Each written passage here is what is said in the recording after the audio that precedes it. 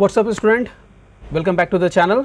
मेरा नाम है मोहम्मद शहबाज आलम। आप देख रहे हैं रमज़ान ट्यूटोरियल। आज के इस क्लास में हम डिस्कस करने वाले हैं क्लास 10 के हिस्ट्री के चैप्टर नंबर 5 के इंपॉर्टेंट क्वेश्चंस।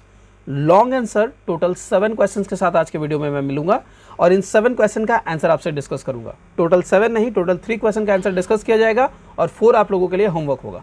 तो चलिए स्टार्ट करते हैं आज का क्लास। डिस्कस करते हैं हिस्ट्री चैप्टर नंबर 5 के important questions, long answer type 4 marks के। देखिए, पहला क्वेश्चन हमसे पूछा गया, what was the contribution of Upendra Kishore Roy Chowdhury in the field of modern commercial press. इसका आंसर मैं हिंदी में एक्सप्लेन कर दूंगा, but I am not going to cover the answer in Hindi also, तो प्लीज इसे समझने की कोशिश कीजिएगा।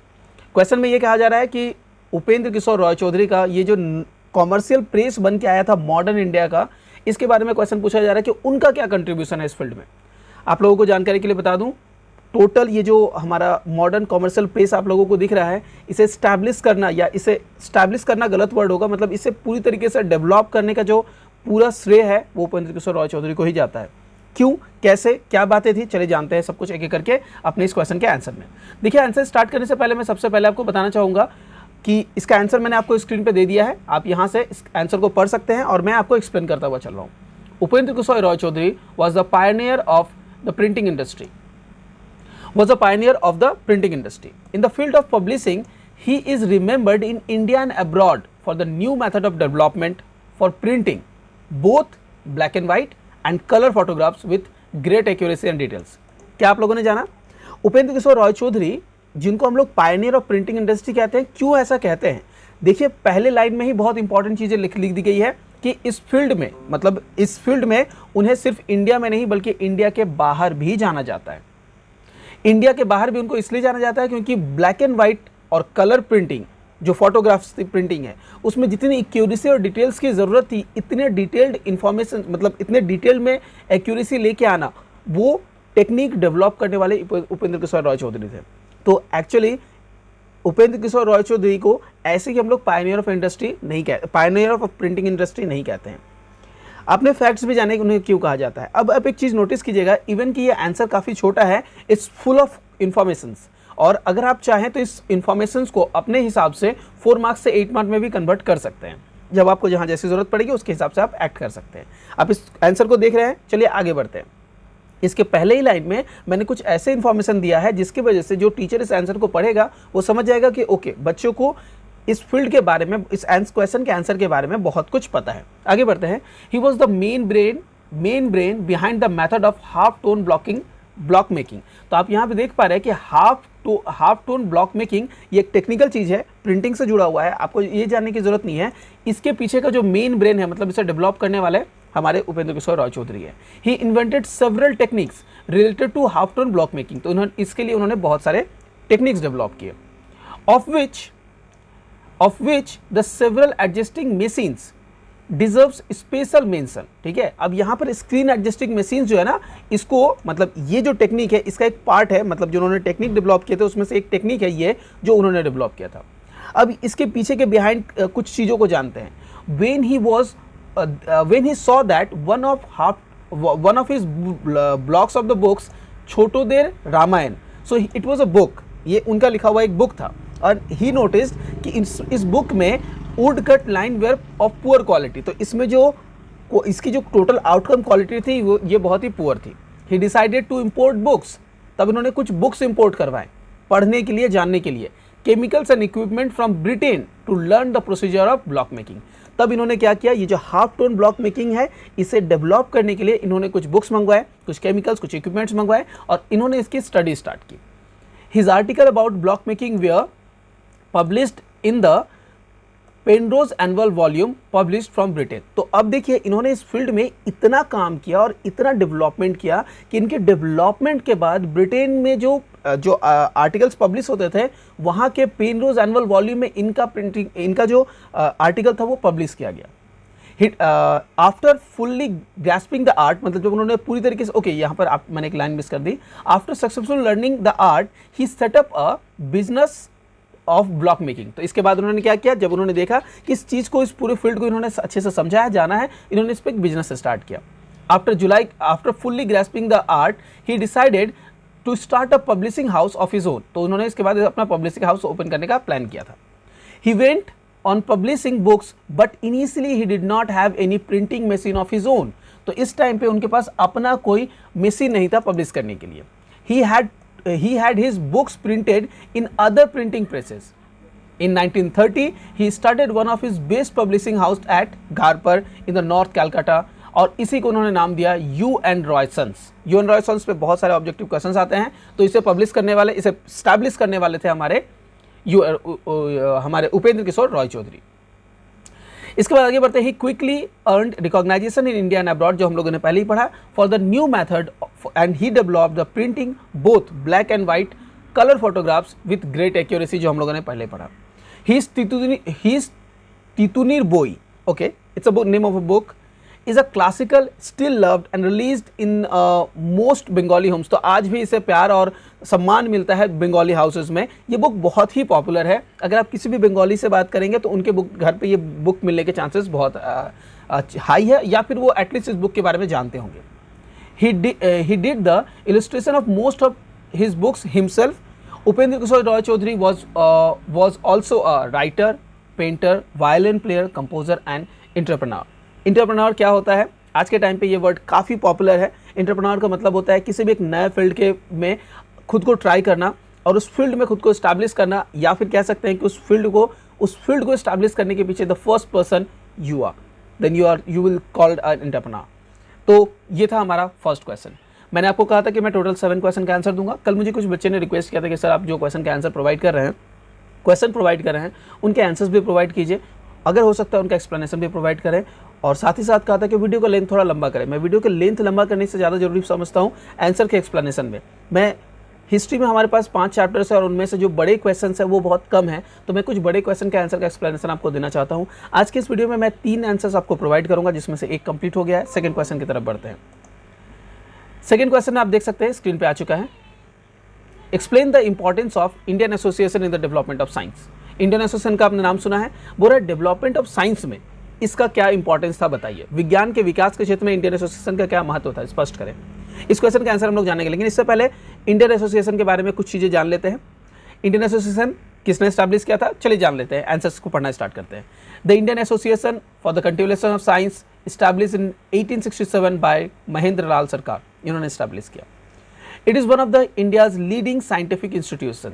ठीक है, तो इंडिया के उस टाइम पे जो लीडिंग साइंटिफिक इंस्टीट्यूशन थे उसमें ये फर्स्ट में था. It was the first national science institution of India. तो उस टाइम पे साइंस का कोई भी इंस्टीट्यूट इंडिया में नहीं था, यह पहला था. Mohindra Lal realised that to achieve economic property and was hasten social changes, it is necessary that Indian must cultivate science. उनका कहना था कि अगर आप चाहते हैं कि इकोनॉमिकल प्रॉपर्टी को और ये जो सोशल चेंजेस की जो बातें हैं जो आप सोच रहे हो, उस टाइम के इंडिया की बात कर रहे हैं, सो इट्स इंपॉर्टेंट कि आप अभी साइंस को कल्टीवेट करो, साइंस को जानो, साइंस को समझो. कहने का मतलब कुछ इस तरह से है कि उस समय जो हालात थे, उस समय के हालात को अगर आप सही तरीके से एनालाइज करोगे तो due to lack of information, due to lack of science knowledge, लोग ना सही तरीके से चीज़ों को शायद समझ नहीं पा रहे थे. कॉग्निटिव डेवलपमेंट सही नहीं हो रहा था. तो उनका सोचना था कि इंडियन एसोसिएशन स्टैब्लिश करने के साथ साथ महेंद्र लाल सरकार का कि अगर साइंस का कल्टिवेशन प्रॉपर तरीके से होगा तो शायद ये जो इकोनॉमिक प्रॉपर्टी स्टैब्लिश करनी है ये स्टैब्लिश की जा सकती है. ही दस प्लान फॉर एन एसोसिएशन. तो उन्होंने एक एसोसिएशन के लिए प्लान किया that would be funded, run and manage by native Indians. तो उन्होंने प्लान किया कि अगर ऐसा करना है तो इसके लिए जरूरी है कि हम किसे अप्रोच करें, हम इंडियंस को अप्रोच करें. इंडियन ही इस इंस्टीट्यूट को चलाएगा, उसे फंड करेगा और उसे मैनेज करेगा. Many citizens of Calcutta enthusiastically contributed Mohindra Lal. मतलब उस टाइम पे जब उन्होंने ये आइडिया लाया तो इससे सब लोग ने इंटरेस्ट के साथ खुद आगे बढ़कर उनका सपोर्ट किया, अलॉन्ग विद द फादर लैफर्ड. और इसके बाद इन्होंने इनॉग्रेट किया इसे 210 बो बाजार स्ट्रीट कैलकाटा में. ये इनका लोकेशन हुआ जो इंडियन एसोसिएशन जहाँ पर स्टैब्लिश हुआ. Later on its location was change to Jadavpur. तो इसके बाद इसे चेंज करके ये लोकेशन दिया गया था बो बाजार का, वहाँ से चेंज करके इसे जादवपुर सेट किया गया. डॉक्टर सरकार, बात हो रही है हमारे महेंद्र लाल सरकार की, was the secretary and eminent person like KC Sen and C Vidyasagar departments such as chemistry. Okay, यहाँ पर कुछ मिस्टेक्स है. इन लोगों ने इस टाइम पर एज अ ट्रस्टी इंस्टीट्यूट को ज्वाइन किया था, ठीक है। और इस टाइम पे बहुत सारे डिपार्टमेंट इस्टेब्लिश किए गए थे जो इस इंस्टीट्यूट के अंदर में थे, जैसे chemistry, physics, mathematics, biology, spectroscopy were established inside this. यहाँ पर कौन से टीचर्स इंक्लूड हुए थे, तो यहाँ पर टीचर्स इंक्लूड हुए थे लाइक लैफर्ड, जेसी बोस, आशुतोष मुखर्जी, नीलतन सरकार and others. Many scientist like KC. Krishnan जो मैग्नेटिज्म फील्ड से थे और मेघनाथ साहा जो एस्ट्रोफिजिक्स फील्ड में से थे, they have also worked here. This institute is engaged in fundamental researches in various branches of science. Lectures and demonstrations are arranged regularly for the public to popularize science. तो इस time पे बहुत सारे lectures, बहुत सारे यहाँ spelling mistake हो रखी हुई है, आप काइंडली इन सबको करेक्ट कर लीजिएगा। मैं आपको ये पीडीएफ प्रोवाइड कर दूंगा, जैसा कि आप लोगों को पता है जो भी क्वेश्चंस करवाए जा रहे हैं उन सबके पीडीएफ आपको डिस्क्रिप्शन बॉक्स में लिंक मिलेगा, वहाँ से जाकर डाउनलोड कर सकते हैं। तो lectures and demonstrations are arranged regularly for the public to popularise science. उन लोगों के लिए, उनको समझाने के लिए ये किया गया था।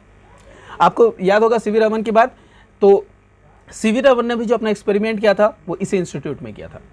ये था हमारा सेकंड क्वेश्चन का आंसर। आई होप कि आप लोगों को सेकंड क्वेश्चन का आंसर समझ में आ गया होगा। मैंने आप लोगों को बताया था आज के क्लास में हम लोग टोटल 7 क्वेश्चंस में से 3 क्वेश्चन का आंसर करने वाले हैं। सेकंड क्वेश्चन तक हमारा एक्सप्लेनेशन खत्म हो चुका है। चलिए थर्ड क्वेश्चन के एक्सप्लेनेशन की तरफ बढ़ते हैं। सबसे पहले जानते हैं थर्ड क्वेश्चन क्या है। स्क्रीन पर आप क्वेश्चन देख सकते हैं। What was the role of Bengal Technical Institute in the development of artisan education in Bengal? या कह सकते हैं कि जो हमारा कॉमर्शियल जो है, कॉमर्शियल नहीं, जो हम लोग खुद से कर सकते हैं, जो हमें सेल्फ डिपेंडेंट बनाता है, ऐसा एजुकेशन को इम्पार्ट करने में बंगाल के टेक्निकल इंस्टीट्यूट का क्या हाल था। बंगाल के कारीगरी शिक्षा के विकास में बंगाल के टेक्निकल इंस्टीट्यूट का क्या हाल था, क्या हाथ था, क्या भूमिका थी। चलिए जानते हैं।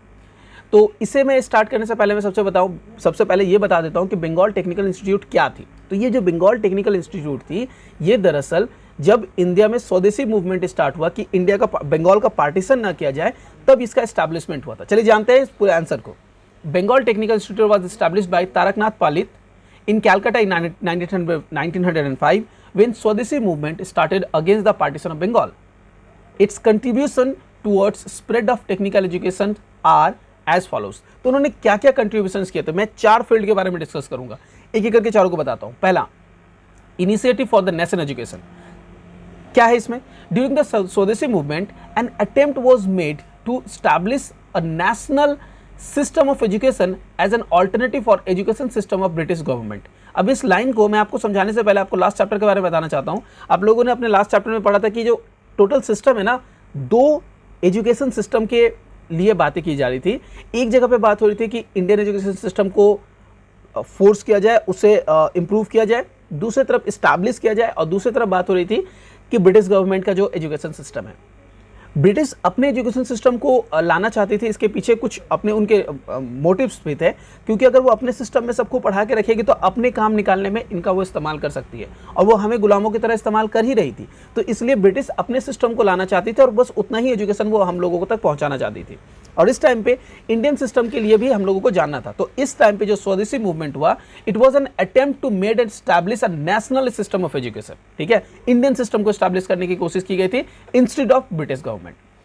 One of the objective of national education was to spread the indigenous technical education। मतलब इस टाइम पे जो एम था ना, इसे एस्टैब्लिश करने का, क्यों हम इंडियन सिस्टम चाह रहे थे, क्योंकि टेक्निकल एजुकेशन इम्पार्ट करना बहुत जरूरी था। Taraknath Patil, an Indian lawyer, founded the Bengal institute in, like I have already told you, in July 25, 1906। यहाँ पर कुछ डेट्स में कन्फ्लिक्शंस, कंट्राडिक्शंस मिलेंगे। अगर ऐसा कुछ होता है तो प्लीज़ आप उनको करेक्ट कर लें, और जो भी डेटा मैं प्रोवाइड कर रहा हूँ उसमें डेट्स को स्पेशली वेरीफाई करें अपने बुक से। क्वेश्चन, सेकंड नंबर क्वेश्चन की तरफ बढ़ना चाहेंगे। Association with other institutes. आपको पता है इस चीज़ में, मतलब ये जो बंगाल के जो यूथ है उसको सेल्फ इंडिपेंडेंट बनाया जाए। ठीक है, इंडिपेंडेंट बनाने के लिए, सेल्फ डिपेंडेंट बनाने के लिए उस टाइम पे इस इंस्टीट्यूट ने कोशिश की थी कि बाकी सारे इंस्टीट्यूट्स के साथ एसोसिएट कर लिया जाए, उनके साथ कोलैबोरेट कर लिया जाए। In order to spread the indigenous system of education, Bengal technical institute merged with Bengal national college in 1910। तो बंगाल नेशनल कॉलेज के साथ इन्होंने अपना कोलैब किया 1910 में, and form Bengal national college and technical school. तो इसका नाम उन्होंने क्या रखा है? उसका नाम उन्होंने रखा है Bengal national college and technical school, जब 1910 में ये जाके मर्ज हो गया उसके साथ। This joint institute was renamed college of engineering and technology. इसे ही बाद में रीनेम कर दिया गया 1928 में S CET, college of engineering and technology. तो ये एसोसिएशन जो था ना, ये जो दो तीन बड़े कॉलेजेस आके मिल रहे थे, ये बस इसी वजह से किया गया था ताकि सेल्फ डिपेंडेंट बनाया जाए लोगों को। चलिए एक्टिविटीज को जानते हैं। इन्होंने कुछ एक्टिविटीज भी की थी। क्या एक्टिविटीज है? After the merger of institute, arrangements were made for the cultivation of various subjects like physics, chemical technology, industrial technology etcetera.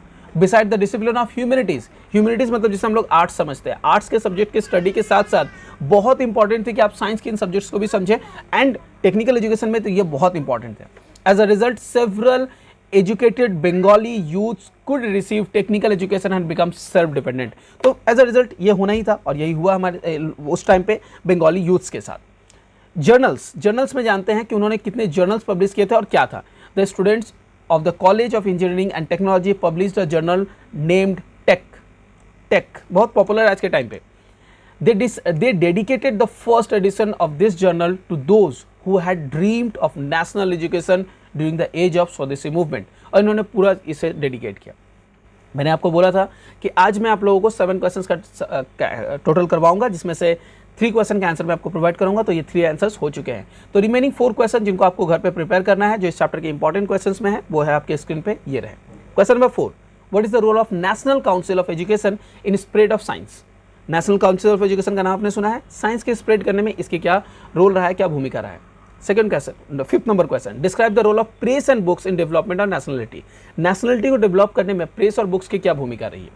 Question number 6, आधुनिक प्रेस के विकास में U N Roy and Sons की क्या भूमिका थी? ठीक है। एंड लास्ट क्वेश्चन, स्वदेशी आंदोलन में नेशनल काउंसिल ऑफ एजुकेशन की भूमिका की विवेचना करें। Okay, discuss the role of national council for education in Swadeshi movement. आज के इस क्लास में हम लोगों ने चैप्टर नंबर 5 के इंपॉर्टेंट क्वेश्चंस में से 7 जो लॉन्ग आंसर टाइप के क्वेश्चंस है, 7 इंपॉर्टेंट क्वेश्चंस को देखा। क्या आप इनके अलावा जो रिमेनिंग क्वेश्चंस है उनका भी आंसर चाहते हैं, या आप हमसे इस चैप्टर से रिलेटेड ऑब्जेक्टिव क्वेश्चन चाहते हैं, या आप किसी दूसरे सब्जेक्ट में किसी पर्टिकुलर चैप्टर को चाहते हैं? मेरी रिक्वेस्ट है कि अगर आप लोगों को ये वीडियो जरा भी प्रोडक्टिव लगता है और आप लोगों ने इस सारी चीज़ों को समझा, इसके बाद आप चाहते हैं कि आप लोगों के लिए इस तरह के सीरीज़ के वीडियोस आते हुए रहें, तो आपको इस वीडियो के रीच को प्रॉपर रखना है। हम आपको पढ़ाने की कोशिश कर रहे हैं, अगर आप पढ़ना नहीं चाहेंगे तो हम आपको पढ़ा नहीं पाएंगे। कोशिश कीजिए कि सब लोग रेगुलरली सुबह 9:30 बजे, जैसा कि आपको पता है सुबह 9:30 बजे हमारी ये वीडियो आने वाली है। एवरीडे मॉर्निंग 9:30 हम आप लोगों के साथ इस वीडियो में मिलेंगे, जहाँ पर क्लास 10 का जो पुराना बैच है उसको प्रिपरेशन करवा रहे हैं। आपको पता है 10:30 में हम आपको अपडेट्स देने वाले हैं माध्यमिक के रिलेटेड, एंड 11:30 वेडनेसडे और सैटरडे को क्लास 11 का वीडियो आने वाला है। आप जिस सीरीज़ को ज्वाइन करना चाहते हैं प्लीज़ उस सीरीज़ को ज्वाइन करें। आज की इस वीडियो में बस हमारे पास इतनी ही चीज़ें रहेंगी। जैसा कि मैंने बताया, कमेंट करके मुझे जरूर बताएं आपको नेक्स्ट वीडियो किस चीज़ पे चाहिए। आपके कमेंट्स के बेसिस पर ही हम अपने नए आगे आने वाले स्ट्रीम्स को डिसाइड कर पाएंगे, चैप्टर्स को डिसाइड कर पाएंगे, चैप्टर्स और उस पर वीडियो बना पाएंगे। आज की इस वीडियो में इतना ही रहेगा। मिलते हैं अगले वीडियो में। Till then do take care.